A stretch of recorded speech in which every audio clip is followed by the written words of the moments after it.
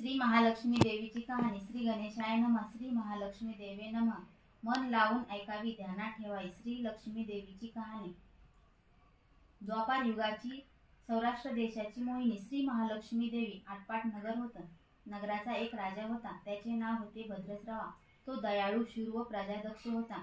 देवा ब्राह्मणांना, साधू संतांना सुखवीत होता, आनंद देत होता।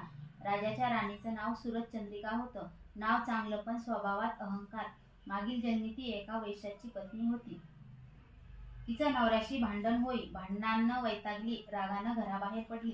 चालत होती अनवाणी रानातून। तिथं तिला दिसल्या सुवासिनी, त्या करीत होत्या लक्ष्मीचं व्रत। ते तिनं पाहिलं, त्यांच्याबरोबर तिनंही व्रत केलं। दुःख विसरली, दारिद्र्य गेलं, परिस्थिती सुधारली, देवीची भक्ती फळाला आली।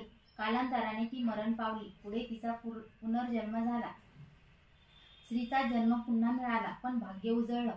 भद्रश्रवा राजाशी तिचा विवाह झाला। ऐश्वर्यात लोळू लागली, गर्वानं ती फुगली, गरिबांना विसरली, तोऱ्या ताठानं फुगली, दास दासीवर खेकसू लागली, रागावू लागली। एकदा काय झालं, देवीच्या मनात आलं, राणीला आपण भेटावं, मागच्या जन्मीची आठवण द्यावी, ओळखते की नाही हे बघावं। राणी राजवाड्यात सुखाने राहत होती।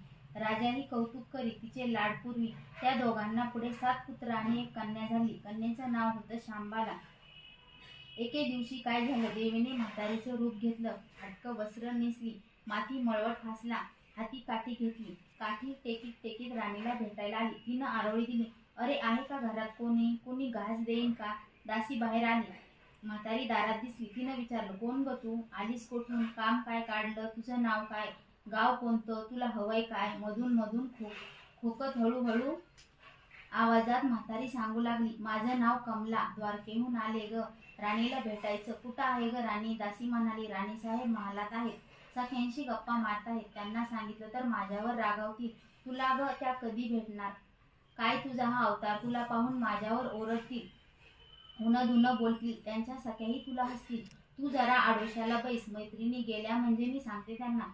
म्हातारी रागावली, मनोमन संतापली, तुझी राणी पैशाला भाळली, माणुसकी विसरली, दरिद्री मेली, आज झाली राणी, पण देवीला विसरली, माझ्यामुळेच ना, मीच तिला व्रत सांगितलं देवीचं, तिनं ते केलं, आता राणी पदावर बसली, देवीची आठवणही राहिली नाही, गर्व झालाय संपत्तीचा, पैशाची धुंदी आली, गोरगरिबांची पर्वा नाही, थोरा मोठ्यांच्या मुली त्या झाल्या मैत्रिणी, म्हातारी गरीब अन भिकारी, तिला कोण विचारतंय, पण याचं फळ तिला भोगावंच लागेल, तेव्हाच तिचे डोळे उघडतील, जाते मी।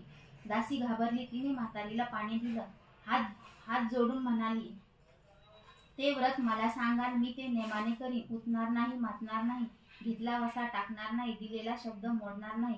त्या दासीला व्रताचा वसा सांगितला, म्हातारी उठली, काठी टेकीत निघाली, तोच माडीवरून राणीची कन्या शांबाला धावत आली। ती कळवळून म्हणाली, आजी रागावू नका, चुकली माझी आई, तिच्या वतीनं मी क्षमा मागते, कृपा करा, दिलेला शाप मागे घ्या, पाया पडते तुमच्या। म्हातारीला मुलीची दया आली। म्हातारीनं क्षणभर त्या मुलीकडे पाहिलं आणि तिला लक्ष्मी व्रताचा वसा सांगितला। मुलीचा निरोप घेऊन म्हातारी निघणार, तोच राणी माडीवरून आली, दाराशी येते तर काय म्हातारी दिसली। राणी ओरडली, ए थेरडे, कशाला गालीस, जा इथून, उठ म्हणते ना, जातेस की नाही? दुसरी घरं नाही दिसली तुला? म्हातारीने संतापाने गरागरा डोळे फिरवले, कपाळावर आठ्या पसरवल्या, ती तडक घराबाहेर पडली। दासीनं लक्ष्मीव्रत केलं, तिची परिस्थिती सुधारली, दासी पण गेलं, संसार सुखाचा झाला। पुढे मार्गशीर्ष महिना आला। पहिल्याच गुरुवारी शांबाळेनं लक्ष्मी व्रतास सुरुवात केली। सगळे नेमधर्म पाळले। 4 गुरुवारी तिनं लक्ष्मी व्रत केलं। शेवटच्या गुरुवारी यथासांग उद्यापन झालं। सिद्धेश्वर राजाचा पुत्र मालाधर, त्याच्याशी शांबालेचा विवाह झाला। राजवैभवातील शांबालेला राजवैभव मिळाले। हा होता लक्ष्मी व्रताचा प्रभाव। सुखासमाधानानं संसार चालू होता। भद्रश्रवा व सूरजचंद्रिका राणीचे मात्र भाग्य फिरले। शत्रूने राज्यावर चाल केली, भद्रश्रवाचं राज्य लुबाडलं, सूरजचंद्रिकेचं राणीपद गेलं। भद्रश्रवाला वाईट वाटलं, पूर्वीचे दिवस आठवले, रानावनात फिरून राजा राणी कष्टाने दिवस काढत होते। भद्रश्रवाला कन्येला भेटावंसं वाटलं, तो एकटाच निघाला, चालून दमला, नदी काठावर विश्रांतीसाठी थांबला। नदीकडे येताना राणीच्या दासीनं भद्रश्रवाला पाहिले, घाईघाईनं ती राजवाड्यात गेली, राजाला सांगितलं, मालाधरानं माणसं पाठवली, आणायला रथ पाठवला, सासऱ्यांना घरी आणलं, सन्मानानं नवी वस्त्र व कंठीहार दिला. शांबाला वडिलांची काळजी घेत होती. काही दिवसांनी राजाला वाटलं आता परत जावं. जावयाला तसं त्यानं सांगितलं. मुलीचा निरोप घेतला. जावयांनी मोहरा भरलेला हंडा नोकराकडे देऊन राजासोबत पाठवला. राजा घरी परतला. चंद्रिकेला भेटला हंडा पाहून ती आनंदली. घाईनं तिनं झाकण काढलं. आत बघते तर काय, तिला कोळसेच दिसले. सूरजचंद्रिकेनं कपाळावर हात मारला. नशिबाला दोष दिला. नवऱ्याला सांगितलं. ते ऐकून तोही चकित झाला. दुःख पाठलाग करीत होते. दारिद्र्य सरत नव्हते. चिंतेचे सावट पसरत होते. काळजीचा वणवा भडकतच होता. सूरजचंद्रिकेचा एक एक दिवस दुःखाचा जात होता. एके दिवशी तिला मुलीला भेटावं, डोळे भरून पाहावं वाटलं. नशिबाचे भोग भोगायचेच आहेत. सूरजचंद्रिका घरून निघाली. मुलीच्या सासरी पोचली. तो दिवस गुरुवारचा होता. नदी तीरावर जरा वेळ बसली. दमली होती. त्याच वेळी एकदासी नदीवर आली. तिने राणीच्या आईला ओळखलं. घाईनं ती महालात गेली. राणीला निरोप दिला. तुमची आई आली. नदी किनारी बसली. खूप दमलेली दिसली. तिला आणायला कोणीतरी पाठवा. श्यामबालेनं सारथ्यासोबत रथ नदीकडे पाठवला. आईला घेऊन यायला सांगितलं. आई रथात बसून महालात आली. आईला बघताच श्यामबालेने आनंदाने मिठी मारली. मुलीचं वैभव पाहून तिचं मन तृप्त झाले. तोंडून शब्द फुटेना. आईनं स्नान केलं. मुलीनं तिला पैठणी दिली. सोन्या मोत्यांचे दागिने दिले. आईचे रूप अधिकच खुललं. दुपारची वेळ झाली. श्यामबालेने भक्तिभावानं लक्ष्मीची पूजा केली. आरती झाली. धूप दीपांचा वास दरवळला. श्यामबालेला कडकडीत उपास होता. भोजनाची तयारी झाली. तिने आईला जेवायला बोलावलं. सूरजचंद्रिका पाठावर येऊन बसली. पण ती एकदम शांत होती. तिला मागचा जन्म आठवला. लक्ष्मी देवीच्या कृपेने या जन्मी ती राणी झाली होती. ती म्हणाली, श्यामा, मी देखील तुझ्यासोबत उपासच करीन. श्यामा म्हणाली, ठीक आहे. मार्गशीर्ष महिना होता. मुलीनं 4ही गुरुवारी व्रत केलं. ते आईने पाहिलं. तीही उपवास करू लागली. देवीला भक्तिभावानं प्रार्थना करत होती. महिना संपला. घरी जायचा विचार ठरला. पोहोचवायला श्यामबाला सोबत गेली. 4 दिवसांनी श्यामबाला निघाली. मालाधर राजाने पाठविलेला पैशाचा हंडा घेतला. त्यात मीठ भरलं. तो नोकराजवळ देऊन पुन्हा ती सासरी आली. गप्पा मारता मारता वेळ कसा जात होता त्याचेही भान तिला नव्हते. मालाधरानं विचारलं, माहेरहून काय आणलंस? श्यामबालेनं सोबत आणलेल्या हंड्याकडे बोट दाखविलं. मालाधरानं उत्सुकतेने झाकण काढलं. त्यात त्याला काय दिसले? मिठाचे खडे. अगं वेडे, मिठाचे खडे कशाला आणलेस? इथे मिळत नाही मीठ. मीठ मिळतं ना, पण हे मीठ माझ्या वडिलांच्या राज्यातलं आहे. वडिलांचं राज्य सौराष्ट्रात होतं. त्या शेजारच्या समुद्राचं आहे हे मीठ.